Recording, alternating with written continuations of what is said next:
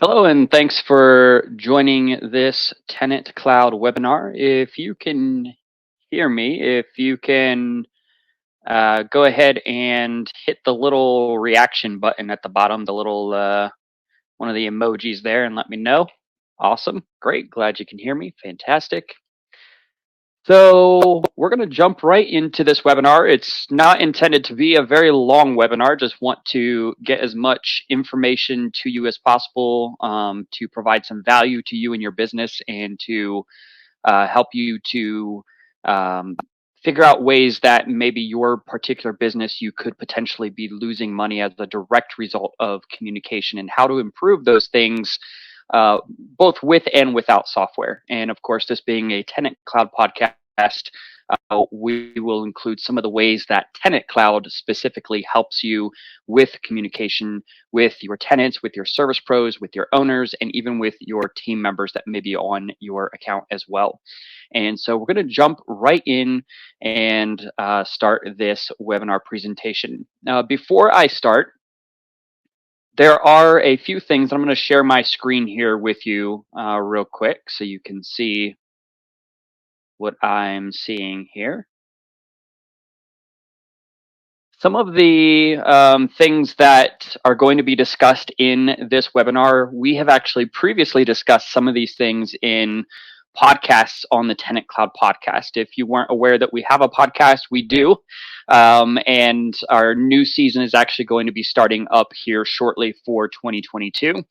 And some of these podcasts, such as this first one right here, How to Find a Good Contractor and Keep Them, involves a lot of communication tips regarding contractors and, just like the title says, how to find them and how to keep them. A lot of that has to do with communication.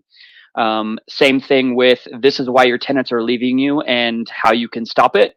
Again, a lot of that comes down to communication things. And so this podcast is another good one to jump into if you have time. If you're not a podcast person, I totally understand. But if you do listen to podcasts, I would highly encourage you to tune into some of these. And this third one, which is 5 proven methods to create a positive first impression on tenants, which again, a good amount of that has to do with communication. So if you can see my screen, you should be able to. If you can do me a favor real quick and hit the little buttons again, just so I can see that y'all can see what I'm seeing. Awesome. You can see my little presentation thing here. Thank you, thank you, thank you. So this title, it's a funny little title. Here's why you're losing money with your rental business. Is a lot of it does have to do with communication. In fact, in my years of property management, I've been doing property management and I've been in the property management industry for over a decade. And one of the things that was consistently true time and time again was that anytime major issues arose, anytime there were things that might have been overlooked, whether it was unhappy tenants or even unhappy employees or frustrated owners or anything like that, it's always really come down to communication. And sometimes that communication is due to poorly set expectations. It could be because there was broken communication where something was communicated to one person, but then not passed on to the correct party that was responsible for resolving whatever that thing was. Whatever it is, it almost always comes down to some form of communication. And so we're going to jump right in here. We're going to cover 4 quick segments. One is how poor communication costs you money. 2, the basics of communication. 3, how to build rapport through better communication. And segment 4, which is best practices for effective communication. And then we're going to jump into the actual software real quick and just show you how some of those things are resolved through the software system if you're using it for your property management needs. So segment 1, poor communication it's a common thing in any business. So don't feel like it's something that is specific to you. It's something that constantly takes work and you have to constantly be practicing better and more effective communication because in the end it can lead to increased costs, lost sales, and even damaged relationships. And that's with service providers, that's with tenants, with owners, etc. So here are some of the ways that could happen. Poor communication can lead to increased costs in a number of ways. For instance, Failure to communicate things, something as simple as office supplies being low or turnover material shortages. For instance, if your maintenance team or your maintenance person or whoever it is that's responsible for material shortages, if there's no clear line of communication set up to establish, okay, we need to do this by this date of every month to make sure that we have all of the supplies and materials for turnover costs, whether that's paint, whether it's nails, screws, sheetrock, whatever it is, to do turnovers and repairs in rental units, and where those things should be stored and how they should be stored to prolong their lifetime and things of that nature. That means if you're not doing those basic communications, then your team might not be able to do their jobs properly. And there's nothing more frustrating than a maintenance team that is constantly finding that they're short on supplies or materials, or things are missing and stuff like that. Or they tell the property manager or they tell the owner that they need X amount of this or X amount of that, and then it never happens, or the order goes in late and things arrive too late and now they're delayed on their turnovers, or tenants are getting upset because repairs are taking longer than expected because that part wasn't ordered when it was supposed to be ordered, and then the tenant had to call you and say, hey, it's still not done, what's going on? And then you look and you're like, okay, wait, we didn't even order this part, what's going on, who was responsible for this? And so that's one of the ways that that could happen. Any lack of communication that leads to mistakes and delays is going to increase your costs. It doesn't matter what area of your business is, it's going to lead to some type of financial loss. Whether you feel it or not, it's going to be there. Poor communication can also lead to lost tenants, excessive damages, and much more. A simple example again is maybe you didn't communicate to your tenant that they're not allowed to install TVs on the walls. Maybe they're not allowed to mount anything on the walls because maybe your rental unit, maybe it's smaller, maybe there are places in the walls where you have water lines run that the tenant may not be aware of. Maybe there's electric lines. There's all kinds of things. There's all kinds of reasons that maybe you didn't want the tenant to do that, but you didn't communicate that to the tenant, or maybe you didn't make sure that they were aware that that was in their lease documents or their amendments of their lease. That's just a simple example. Maybe it wasn't communicated to a tenant that there is assigned parking, and maybe they parked in the wrong parking spot, and now their car got towed and it's costing somebody money, and now you have an upset tenant. So it's important to communicate well with also with your prospective tenants, not just your current tenants or when your tenants move in, also with your prospective tenants. Communicating things about the value of your rental property. Why should they rent there? Communicating to them where to find your business. Maybe you set up an appointment to tour with somebody, and maybe your rental property is perhaps more difficult to find than other places. And you should make sure that the tenant or the prospective tenant knows how to find you, because nothing is going to frustrate somebody more than trying to find your rental and the GPS takes them to a street over or two streets over and they can't find your rental property, or they don't know where to meet you. Maybe they're supposed to meet you at this place and then you're going to take them to the rental property. And so communication with even prospective tenants is extremely important and can cost you money in the end. Poor communication can lead to missed deadlines. It can lead to failure to set expectations. It can cause actual damage due to things like missed inspections or missed appointments. And it can result in things being overlooked that end up causing financial or even physical harm. And an example of that might be maybe a tenant called in, or maybe your maintenance person was walking around the property, or maybe you were yourself and you saw that it's the middle of the fall and there are wet leaves that are all over the steps and the staircases leading up to the units or to your rental properties.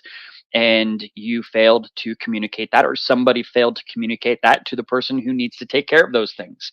And then a tenant or somebody else is walking up or down the steps on a slippery fall day with a bunch of wet leaves, and they slip and fall and break their ankle or their leg.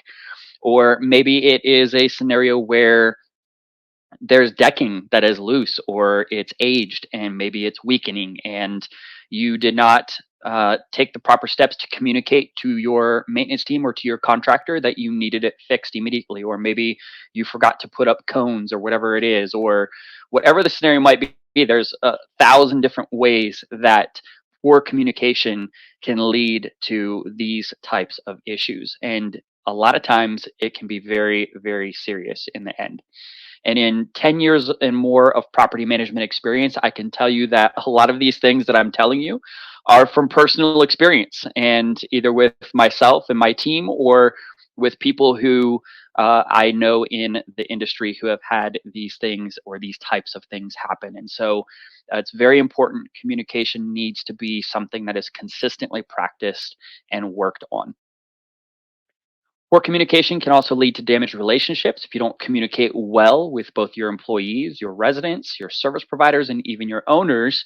And maybe become frustrated and angry with you. Maybe it is owners who are they want a certain report at a certain time, and there's no clear line of communication. Maybe sometimes they text you, or sometimes they call you, or maybe you were on vacation and you didn't tell them that you were going on vacation, or maybe you don't have an autoresponder set up on your email or things like that, and people are reaching out to you and there's no clear line of communication or expectation that has been set, and things get overlooked or missed and deadlines pass without something happening. And so it's important to make sure that communication in those areas is worked on as well. Overall, I think we've pretty much beat a dead horse that poor communication is a common problem in many businesses, and it can lead to increased costs, lost revenue, and damaged relationships. And we could go on and on and on about various ways and pull up exact scenarios or specific things that have happened that where that happens on a regular basis. But I think that we've pretty much covered that enough. So, what is communication? What's the basics of communication? Obviously, it's the process of sending and receiving information. That is the core of what communication is. It is a basic human need. And not only that, it's an important part of everyday life. And that is especially true when it comes to business communication, because business doesn't happen unless there's some type of communication. And there's different types of communication. These include verbal communication, which is the most common type, of course. That's what we're doing now. And it involves the exchange of information through spoken and not written words, since it's verbal, but written words is another form of communication. That was a typo on that one. I didn't do my editing properly, apparently. Nonverbal communication is the exchange of information through gestures, facial expressions, and body language. And this is, believe it or not, plays a huge role in communication with people who you interact with in person on a daily basis, such as your tenants and your service pros, your service providers, your contractors, your team members, and your owners. And nonverbal communication, if you look at all the different various types of research that's been conducted about communication between two people, a significant percentage of it is nonverbal. In fact, it carries much more weight than what your actual words may be saying.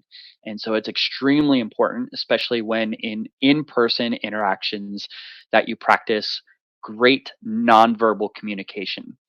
This can, especially with tenants, especially if there are scenarios where you're having difficult conversations with tenants, or with your team members, or whatever it might be, nonverbal communication is extremely important. Things like your tone of voice, things like smiling, things like eye contact, and maybe even mirroring the person you're having a conversation with. And those can even come into play when you are having a conversation with somebody who is angry, and somebody who is maybe it's a very tense conversation, and your body language is going to say a lot more than the words that are coming out of your mouth. And so it's important to pay attention and be aware of those. And we'll get into that a little bit more here in a second as well. Electronic communication. This involves the exchange of information through the use of electronic devices such as computers, smartphones, and tablets.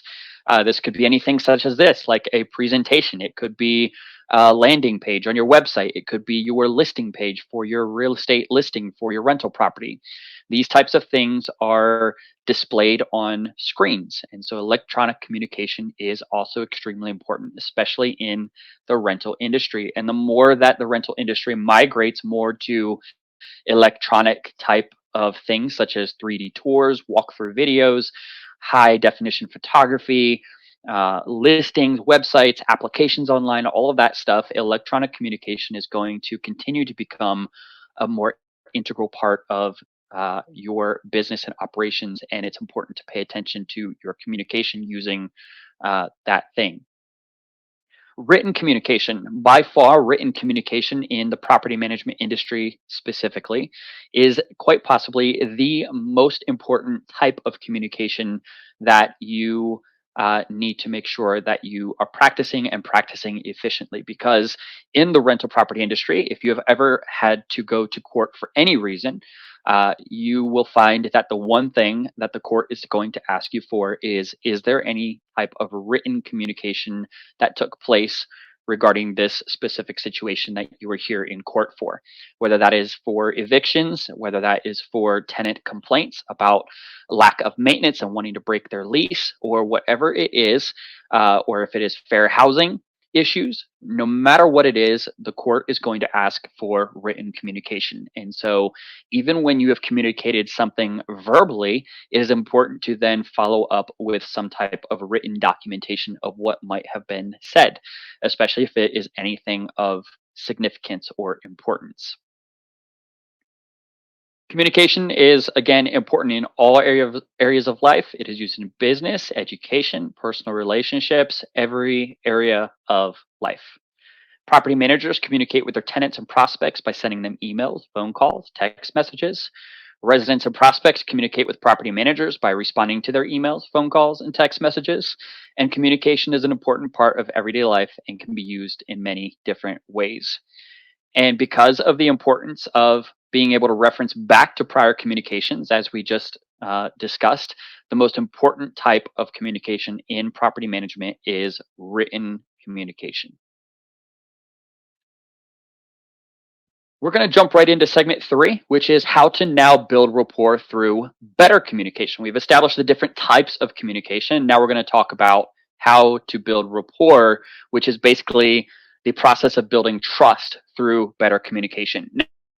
Now, this segment is important because it doesn't matter what survey you look at or what blog article you look at from whatever specialists or professionals who have been in the industry for a long time, the number one reason on most surveys and most lists, and if it's not number one, it's usually in the top 3 or 4 results for why tenants specifically do not renew their lease with their property managers, is due to a lack of trust and a lack of good communication. And good communication is what establishes trust or rapport.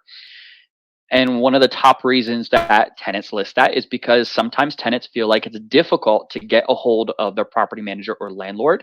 There's not an established, clear line of communication. There's not an established expectation for what timeline they should expect to receive a response. And if they don't receive a response within that time frame, should they be concerned? Because normally it should happen within that given time frame. And there's oftentimes no record of those communications taking place when tenants call back in to follow up on something. And the typical response might be, I don't have any record of that conversation happening. I don't know who you spoke with. They shouldn't have said that, whatever it might be.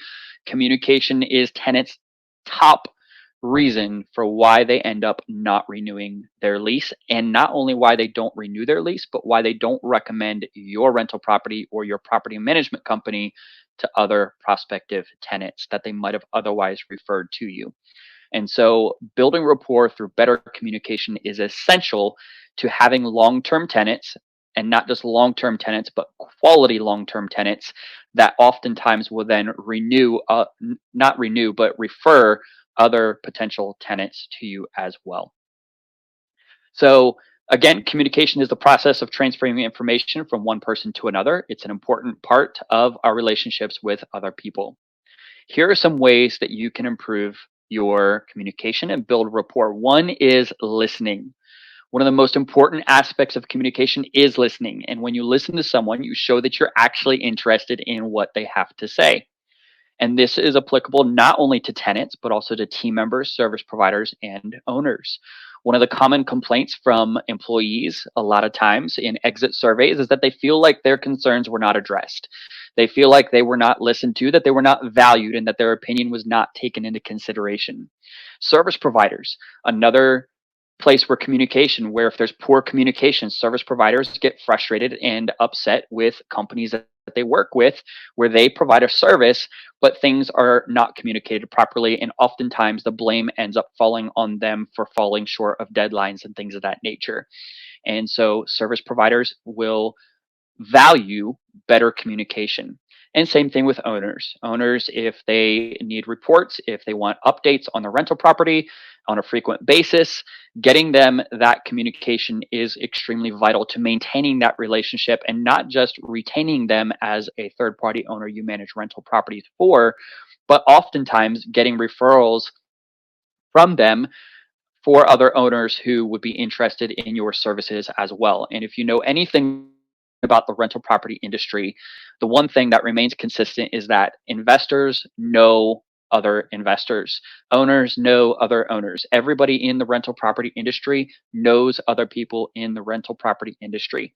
And so it's especially important with specifically owners that you have clear lines of communications, clear expectations that are set in your communications with them, and that you are providing top-notch quality service when you're managing third-party owners' properties. Again, body language, it can have a huge impact on how people perceive you. If you give someone a smile when they're talking, just as a simple example, it shows that you're interested in what they have to say, that you're engaged in the conversation, as opposed to if you are yawning or you're constantly looking around them or above them or to the side, or you're not really engaged in the conversation. Then those are all going to be signs to somebody, unspoken signs, that you're not interested in what they have to say. You're not engaged in their conversation. If you're constantly looking at your cell phone, download your cell phone while you're talking to them, you're not engaged in your conversation with that person, and they will know it through your body language. So it's important to be aware of your body language. Nodding and shaking your head, making direct eye contact, and as discussed previously, mirroring is also helpful when talking to someone. There's different ways you can mirror somebody when you're talking with them, but one of the ways, for instance, is if you're standing talking to somebody and they're standing at an angle with their arms crossed, you might do the same thing. You might stand at a slight angle and cross your arms. People tend to like themselves when they see themselves in other people. And so if you are mirroring their body language, if they're smiling while they're talking and you're smiling while you're listening, or you're maintaining eye contact because they're looking directly at you, or maybe they're super excited about what they're talking about and you get super excited, even if that's maybe not who you normally are. Maybe you don't normally get super excited about things, but if they're excited, then you're getting amped up with them. People tend to like themselves when they see themselves in other people or reflected back at them. And so that will help with engaging people in a conversation. Same thing if a tenant is upset about something. If you're in a cheerful, happy, laughing mood and they're upset and maybe even in tears, or maybe they're just frustrated, if you're not mirroring them with some type of empathetic body language, then they're going to pick up on that and they're going to feel like you don't care and that you're not empathetic towards what they are expressing or feeling in that moment. Thoughtful responses. Responding with relevant and thoughtful contributions to the conversation help let the other person in the conversation know that you're actually listening and that you care about what is being discussed. A lot of times, one of the things that you typically hear about in conversational um, etiquette is to maybe repeat something back to somebody that they said to you. And that's good. But if you're not actually responding with something relevant and something thoughtful in that conversation, then you're just repeating stuff back. Like, if I understand what you're saying this, and then you just repeat verbatim back to them, that's not necessarily a thoughtful response. You're just repeating what they said. But did you actually listen to what they meant with by using those words? And so responding with a relevant and thoughtful contribution is going to help somebody think and understand and know that you actually care about what they're talking about. And not only that you care, but you understand what they're trying to communicate to you. Timely responses. Extremely, extremely, extremely important. And this is true for no matter who you're dealing with in property management, whether it's the tenant, the service provider, or the owner, or your team members. Timely responses are essential to building rapport with all of those different people. If you respond to emails, calls, or text messages a day or two after the fact, you are not doing anybody any favors. In fact, you're probably making somebody upset, or especially with tenants, they will just stop reaching out to you entirely and they're not going to renew their lease.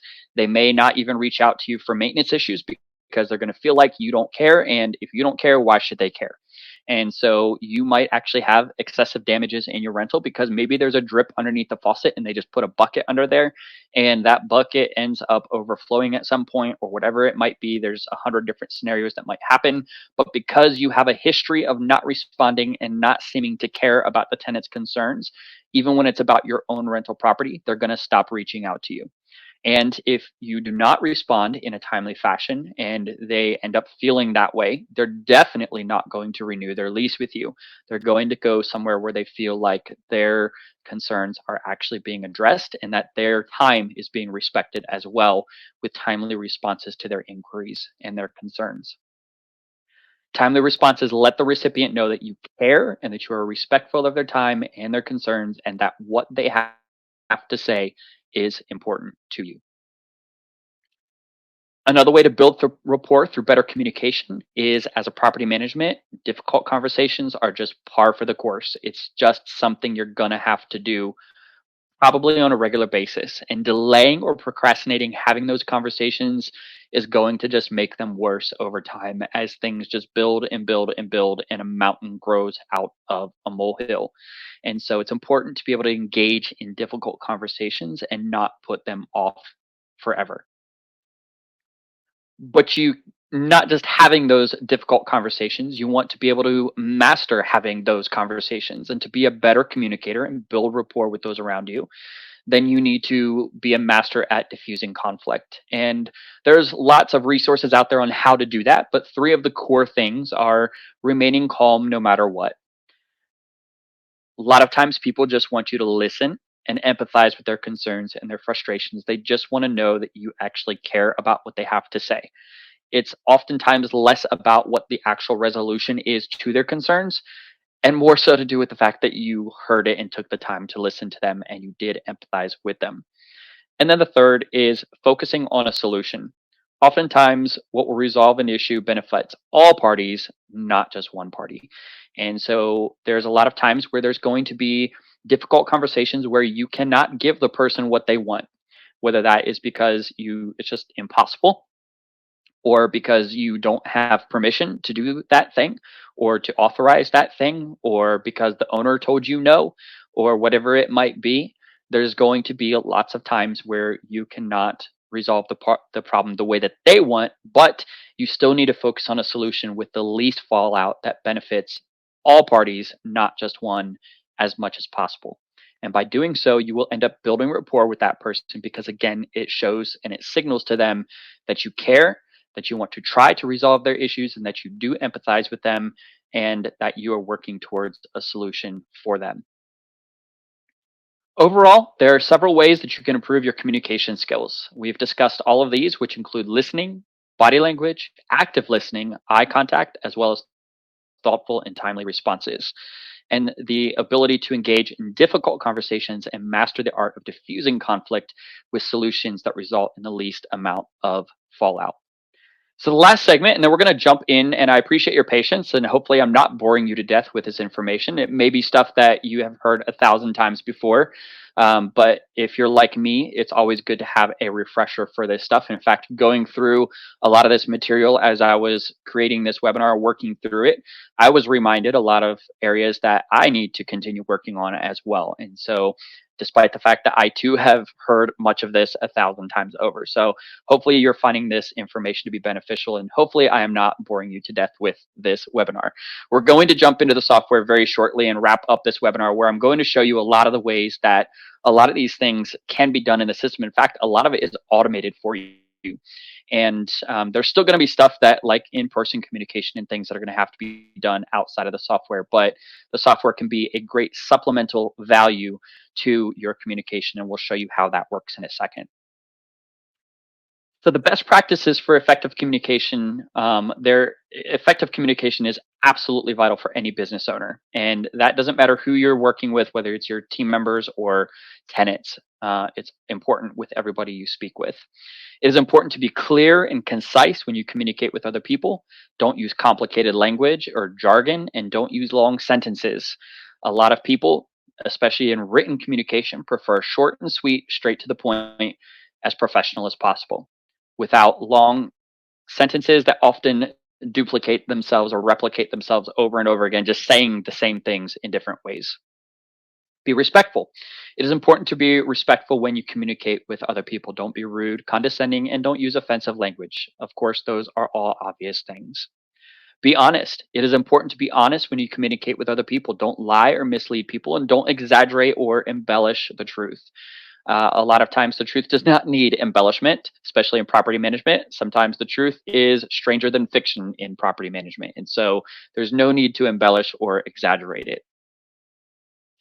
Be professional. When conducting business, it is important to be professional when you communicate with other people. Don't use slang terms or casual language, and don't use text speak, even if you are texting someone who you do business with. It's important to remain professional at all times. And you want to set that expectation with the people that you work with. That is not the type of communication that should be used when they're in business dealings with you. And so remain professional at all times. And it's important to be professional at all times because you never know who you are communicating with in property management. And you never know who those people are connected with and where those connections might lead. Overall, effective communication is a vital skill for any business owner, and it is important to be clear, concise, respectful, honest, and professional when you communicate with other people. And last but not least, it is important to document it. In property management, many conflicts arise out of he said, she said disagreements because the conversation was verbal and it was neither recorded nor was it written down. And in the event that something important was discussed verbally, a written follow up should be done shortly after to document the exchange of information. Because again, remember, that's what communication is. It is an exchange of information that took place. This will absolutely help you avoid disputes in the future. And some of those disputes could be extremely important and they could be detrimental if you do not have record of what was communicated. So that is it. I appreciate your attention. We're going to jump into the software side of things here real quick. And if you're still with me and can still hear me, if you can go ahead and give me a couple of emojis just so I know I haven't been talking to myself here. Awesome. Thank you, thank you, thank you. So we're going to jump right into the software side. And again, hopefully that information I just shared at the first part of the presentation was not boring you to death. This part, we're going to jump in and show you how with each of these types of contacts. Remember, we talked about your prospective tenants. We talked about your current tenants. We talked about the owners. We talked about service providers. We talked about team members. And we talked about maintenance issues and things that can arise as a result of lack of communication, poor communication, or maybe even not documented communication, which again is one of the most important aspects of communication in property management. So one of the cool ways that TenantCloud allows you to supplement your communication is through the listings. One of the primary issues when you get leads from tenants is that it plagues the property management industry, to be honest. And there's been tons of surveys, and they actually have trainers, especially with corporate companies, that will literally travel around to their various property management offices and train their employees on communicating specifically with new leads. Because when a lead comes in, leads, prospective tenants, they are not just putting in a lead to your rental property. I promise you. They're putting in a lead to multiple properties that they have looked at over the course of maybe just minutes, maybe it's hours, maybe they've spent days or even weeks researching the area that they want to stay in. And they have narrowed it down to the top 5 or 10 properties, and they have sent out leads to all of them. And oftentimes it's happening simultaneously. So that lead that you are getting in TenantCloud, which comes through here, and you get an email notification when you get leads that you have syndicated out from TenantCloud as well, it is extremely important that you respond to that lead immediately, as quickly as possible, in the most convenient method as possible. In fact, the number one recommendation for communicating with potential tenants is pick up the phone and call them, because when they've put that lead, again, they have written to multiple properties that they're interested in. And the first person that gets them in the door is going to have the highest chance of closing that lead. In fact, the first two places that a tenant visits are likely going to be the places typically that the tenant ends up leasing. And so it is important that you get the person in the door to check out your rental property as quickly as possible. Now, you can also follow up on in TenantCloud through messaging them through text message. If you're not aware, we actually recently introduced a feature where you can now send text messages directly to your prospective tenants. So not only can you pick up the phone and call them, you can email them in response to their lead, but you can also send them a text message now. And when you communicate with a prospective tenant through TenantCloud, all of that communication is going to be the number one thing we talked about here, which is important in property management, is documented. It's all going to be permanently stored in your TenantCloud account, unless, of course, you delete it. It's going to be stored in here for you to be able to reference it back to in the future so that you can better understand what your communication with this individual has been so far.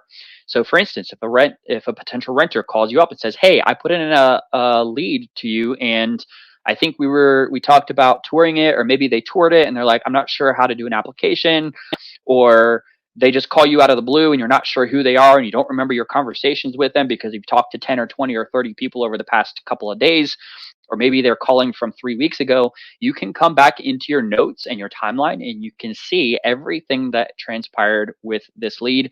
You can even log your own custom interactions with the person or add notes or even tasks such as reminders to follow up with this person. Maybe it's somebody who toured your rental and they're like, "Hey, I need to go see 3 more places today, but I'm going to make a decision by Friday. So if you can follow up with me on Friday, that would be great." Or maybe they just tell you that they are making a decision by Friday and they don't tell you to follow up, but you put a little task in here and say, follow up with tenant on Friday morning to see if they've made a decision. Or maybe you want to jump the gun and call them on Thursday instead. So you can do all of that in the TenantCloud system, and that is going to help you improve your communications with prospective tenants. And if you lose a prospective tenant, you have lost revenue for your rental property because that tenant has now decided to lease somewhere else. And it could be because you never followed up with them, or maybe they asked you to follow up and you didn't follow up, or whatever it might be. You can also send them an invitation to apply to your rental through TenantCloud, and this is going to document that you sent them an invitation to apply. And when they get the application, that application is going to come into your applications tab, and you're going to get it, and you're going to be able to then start screening that application. Which leads us to a second piece of communication. When you get applications in the TenantCloud system, and I apologize if I'm flying through this pretty quickly because I know we're already over the webinar time frame. And so if you're hanging out with us still, I appreciate it. I promise we'll wrap this up shortly. The application part, when you view an application, you have the ability to then ask that person to provide more information. You can request, I can't do it on this because I already changed the status of it, but I can request additional information. Maybe they forgot to provide me with something, or maybe I think of something because I reviewed their application. I'm like, wait, this looks like it's an old pay stub. I need a new one. You can send them a request for information to send you an updated pay stub. And you can view the timeline so that you can see all of the interactions that you have had with this application since it came in. And you can look at that information. And you can put in, again, alerts, updates. You can put in notes, all of that stuff in the application section with this person. You can send them a screening report request. And you can either do it yourself or you can send it to them. And they're going to get automatically notified by the system when these things happen. And that is another part of TenantCloud that happens automatically. Back in the day, you typically had to call the tenant anytime something changed, whether that was with a maintenance request status updated. Maybe you needed to call the tenant and say, "Hey, I've assigned this because our internal team can't take care of this. So I've assigned it to a service provider who's going to come out and they're going to give you a call and schedule this and blah, blah, blah." Or they're not going to be able to make it out until tomorrow between this time and this time. You don't have to do any of that stuff anymore. TenantCloud does that for you. When you do anything in the system that is relevant to the tenant that the tenant team needs to be notified about, the system automatically sends the tenant a notification. So when you get a lead prospect, you can then send them a text, you can send them an email, you can call them. When you change their application status to approved or declined, it's going, or request information, it's going to notify the tenant. You don't even have to tell them. The system told them. The system also sent them a mobile notification through their mobile app. It also sent them an email and told them, "Hey, property manager so-and-so updated your application status. Click here to view it. If you send them a screening request, the system tells them, it sends them an email, it sends them a notification through the mobile app. It says, hey, you have an application or a screening request. The landlord needs you to approve the screening request, or you need to pay for the screening request, whatever it might be. And so there's a lot of communication that happens automatically when it comes to prospects. Moving on to the next part of the system. When a tenant is moved in, let's say we decided to move this tenant in, we click move an applicant. It is going to walk us through the process of creating a lease for the tenant. And when we move them in, the system is automatically going to tell the tenant. Now you can decide not to notify them if you want. There's a toggle that you can say, don't share this with the tenant if you don't want them to know that you're moving them in, or maybe you don't want your tenants using TenantCloud for whatever reason. Whatever the scenario might be for you, you can disable that. But in general, you want the system to tell your tenant, hey, there's a new lease agreement that you need to review. Even if you don't require them to e-sign it, it's still going to send a notification when you create a lease agreement or when you create a renewal for them. It's going to tell them, hey, there's a new renewal. Hey, there's a new lease document. Hey, there's a new attachment to your lease. It's going to communicate that automatically. So you don't have to pick up the phone or email them or call them or whatever and tell the tenant every time there's something that has been updated with their account with you. It is going to, anytime you message your tenant through the TenantCloud system, through TC Messenger, it is going to notify them that they have a new message from you. You can communicate right inside of TenantCloud in one spot instead of having multiple places that you communicate with people through, whether it's email and phone and text message and social media and whatever else. It's good to consolidate that communication, those lines of communication, and set the expectation with your tenants that, hey, the best place to reach me is through TC Messenger. Why? Because it's always going to be here. There's going to be a record for it. You can search it. You can search conversations. You can search keywords. You can put in attachments. You can set reminders. It's always going to be stored here. You can print out the conversation with your tenant that you had with them. And so all of this is stored and documented. So you can send them notices about maybe rent is due, or maybe there's a freeze warning that you want to make sure your tenant is aware of because there's going to be freezing weather and you want them to keep the faucets dripping. All of that stuff can be done right inside of TenantCloud, and it's most importantly, it is documented. And that is the case with team members. That is the case with service providers. That is the case with owners. And that is even the case with maintenance requests. Each individual maintenance request can have its own conversation thread so that you can go back and look at that maintenance request and see the conversations that took place about what transpired with that maintenance request. If you need to communicate with your entire property, you can do that in TenantCloud. You can post to the entire property, or you can select 3 out of the 5 properties that you want to communicate with. And you can even narrow it down to specific tenants at specific properties that you want to send a property message board so everybody sees it. And there's all of that is, again, documented. And you can print out those conversations. You can save them as PDFs, the whole 9 yards. And so all kinds of communication and documentation of that communication can happen in the TenantCloud system. And it's all searchable in TenantCloud, which is also extremely helpful because you know that at some point down the road, you're going to have to reference back to something. And there's nothing more painful than having to go back through a physical document or look through emails, text messages, and maybe phone call notes and all of that stuff to try to find the information of where you had this communication. Instead, just put in the keyword that might be associated with that conversation, and it's going to pull it up in the TenantCloud system, and you'll find it in probably 30 seconds. It's basically like using a search engine. And so it's very helpful for referencing back to things. One of the things that you can also do in TenantCloud is if a tenant gives you a notice of non-renewal, here is a tip for you through TC Messenger. You can send them a message and say, hey, I got your notice that you don't want to renew. I would just love to get feedback. I'm constantly trying to improve. What is the main reason that you're not renewing with me? And feel free to be completely honest. And maybe you send this out a couple days before they leave. Or maybe you do it just as by default once you receive that notice that they're not going to renew. But whatever it is, reach out to the tenant and try to find out why they're not renewing. You might be shocked by their response. You might think that you are an amazing property manager, and your tenant might not think the same thing. And you'll find that out pretty quickly if you ask your tenants exit survey questions to find out why they're leaving. And it's not a bad thing to do that. It's a great thing to do that. Constructive criticism is always good, and it always helps you to improve things for the next tenant, so that next time you have a quality tenant, you don't lose them because of A, B, or C reasons. And maybe it has nothing to do with you. Maybe you'll find out that it has everything to do with that they got a job in another city, and that's great as well. But at least you know, and you can make improvements going forward as needed. The other thing that you want to communicate with tenants when they are moving in or moving out is that you send them some type of move in or move out reminder, such as when you move in, here's the time you're picking up keys, here's where you're picking up keys, here's how the move in process is going to go, here's the time at which you can do it, and so on and so forth. There's nothing more frustrating with a tenant than not knowing what to do on move in day, or think that they know when they really don't. Or maybe it is move in tips, such as, hey, since you're just getting settled in for the first day, here are some restaurants in the area that you can go to since you're new to the area. And maybe even as part of a welcome packet, give them a gift card to one of those move in places.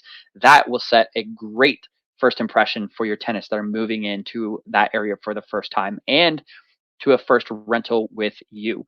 And I guarantee that that first impression is going to be a lasting impression. And it's very simple, a 5, 10, whatever gift card to whatever restaurant in the area nearby. Maybe it's your favorite restaurant that you highly recommend, or maybe it's even a restaurant that you have communicated with and you've established rapport with, and they even do it as a part of a free deal with you where they give you free $5 gift cards to give to your tenants upon move in. That is a great first communication with your tenant, that you care about them, that you're thinking about them, and that you want them to have a great experience in your neighborhood and at your rental property. I did it at multiple properties. I even got gift cards from places like Smash Burgers, Chick-fil-A, all kinds of places. Chick-fil-A even was about to give me 500 gift cards, $5 each, and I was like, no, you misunderstood. I meant five, not 500. And she just laughed and was like, okay, yeah, I can definitely get you five. She's like, but I can also get you 500. I was like, no, I just need five. So you'd be surprised that building rapport with local businesses, especially even places like Chick-fil-A, they have an entire marketing division that does stuff like that for local rental properties, local communities. And so it's worth reaching out to local businesses and just working together to welcome that person into the community.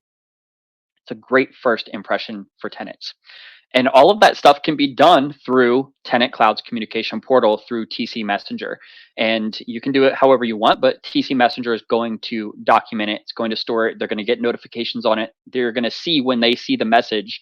When somebody looks at a message, you're going to be able to see that they saw the message, so you know that they received it, and it's going to timestamp it when they looked at that message.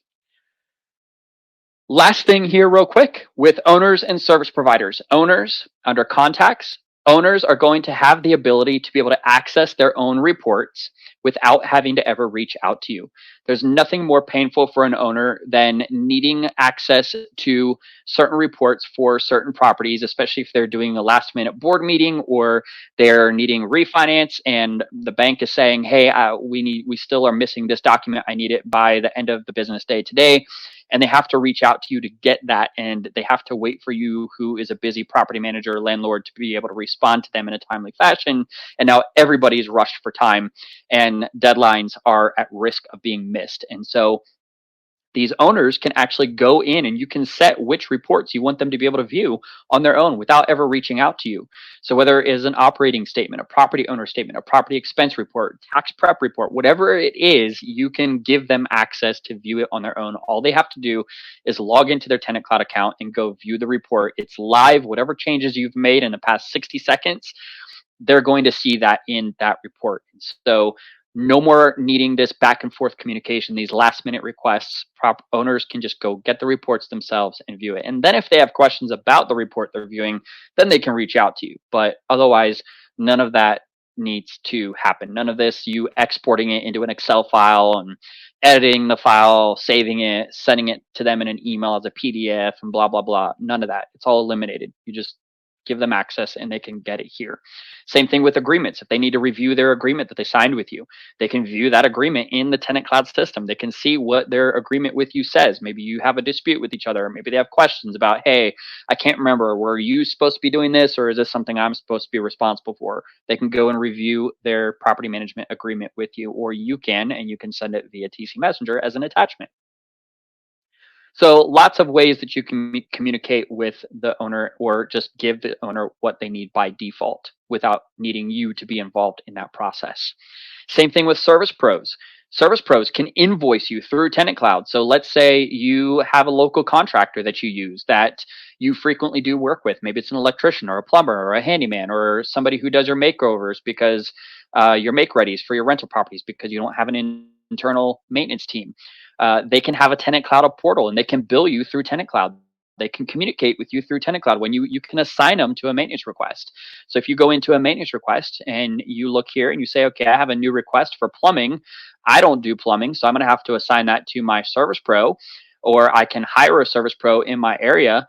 I'm going to add, let's see, who is my team member? I can assign a team member if I have a maintenance tech that does plumbing stuff. But if I don't, I can go here and say, I'm going to go with HGB and I'm going to share this request with them through TenantCloud. They're going to get a notification that that just happened. They're going to get a notification via email and via the app saying, hey, property manager so-and-so just assigned you to this maintenance request. Click here to take a look at it and check out the details. And they can come in and view all the details. If you opted to share this with both the tenant and the service pro, you can even allow the service pro to now communicate via this work order, this maintenance request with the tenant directly, so that you're now out of the picture. You can still see the conversation taking place where the service pro says, hey, tenant so-and-so, I'm going to try to make it out today between 3 and 5. Is that okay? Tenant responds, says, yeah, that's fine. I'll be home at 4 o'clock. Great. Awesome. We'll be there. You don't have to be involved at all. You can monitor it. You can see the conversation. You can jump in if you want, but you get to see that interaction if you allowed that to happen. Now, this specific maintenance request is not shared with the tenant, and so there's no communication going on. In fact, this service pro is not connected with me in TenantCloud either. But if they were, you could chat with them through this maintenance request. And again, that would be recorded up here under the TC Messenger or via this button here.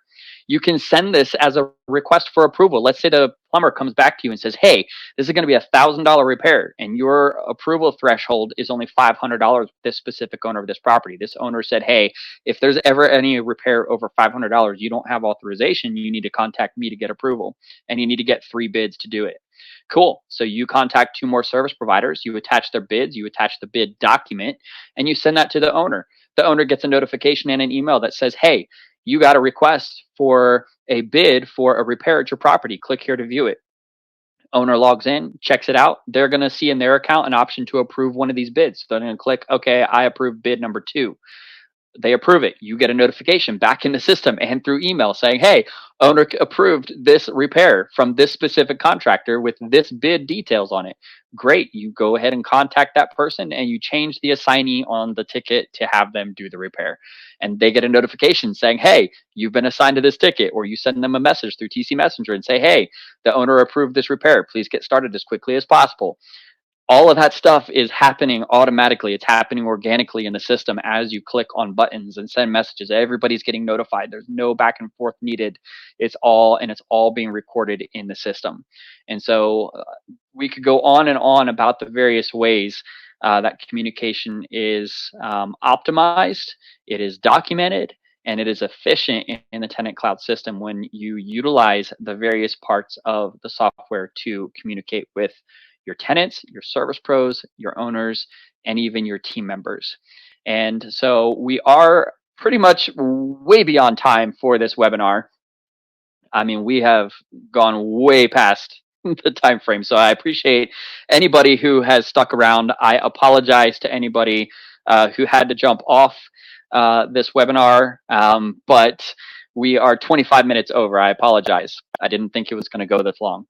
If you have any questions or you have any concerns about maybe you didn't understand something about the software, definitely feel free to reach out to us. You can reach out either support@tenantcloud.com or sales@tenantcloud.com, and our team will absolutely be happy to assist you. If you email at sales@tenantcloud.com, you'll probably even reach me and I'll be able to assist you. But definitely don't hesitate to reach out if you have questions or you just want to follow up on something that was discussed in the webinar that you're really not clear about. So again, thank you so much for joining the webinar. Thank you for sticking around. Yes, you are going to be able to get a recording of this webinar. It's probably going to take a good 10 to 15 minutes for it to generate. AirMeet typically takes a little bit of time to generate the recording, especially when it's almost an hour long like this one is. But yes, you'll be able to refer back to this webinar via the same link that you used to join the webinar to begin with. So feel free to just go back directly to that link and you'll be able to see this recording. It's probably, again, going to take about 30 minutes. So just if you can bear with us, you'll be able to see that. And if you don't, for whatever reason, you can't access it, please just email support or sales at TenantCloud and we will absolutely send you the link to it so you can access it directly. So again, thank you. Appreciate you spending the time with me and we'll look forward to seeing you on the TenantCloud platform.